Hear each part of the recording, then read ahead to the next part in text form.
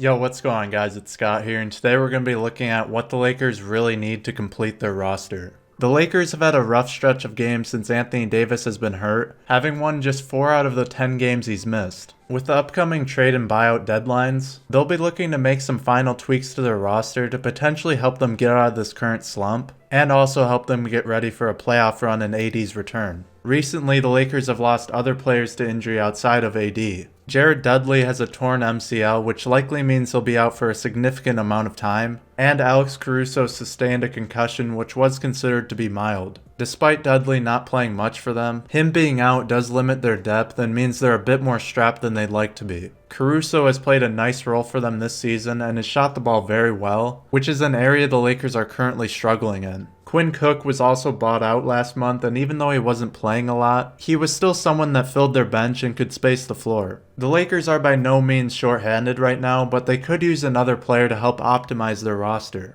They were reportedly interested in signing Andre Drummond if he's bought out. Drummond is an athletic big man who could fill some of what was lost from Dwight Howard and JaVale McGee last season. And even though he could solve that problem, they don't really need to sign another big if AD comes back healthy, as he could play the 5 a lot for them with the playoffs being only a month away. AD does almost all of what Drummond does well, such as rim protecting, and it's also a bit overkill to add him when they already have Gasol and Harrell. Even though those two haven't played at the same level as Dwight and JaVale, they still fill a good amount of minutes at the 5 spot, and if AD plays there more, they won't even have that many minutes for Drummond to fill. Plus, the Lakers have been pretty solid defensively and of course lead the league in defensive rating. So if it's rim protecting that they need, AD could be an in-house solution to that problem, mainly for the playoffs. What could be a bigger need for them is shooting, as they shot 31% from 3 during the last 19 games, which is much worse than the 39% they were shooting in the first 19. Otto Porter would probably be the best addition they could make, as he shot 39% from 3 this season, and at 6'8" has a lot of size on the wing. PJ Tucker has also been mentioned, and despite not being a knockdown shooter, he does space the floor enough to be respectable and defends all 5 positions. As far as scoring, the Lakers aren't really missing much, as Schroeder and Harrell have filled in nicely for them all season, and recently Kyle Kuzma has picked it up as well. Kuzma has looked very promising, especially during the last 2 games, as he scored 24 and 25 points, which are both season highs for him. Overall, the Lakers aren't in dire need for anyone, but it would be welcoming if they were to add someone with contending teams around them, such as the Brooklyn Nets adding talent.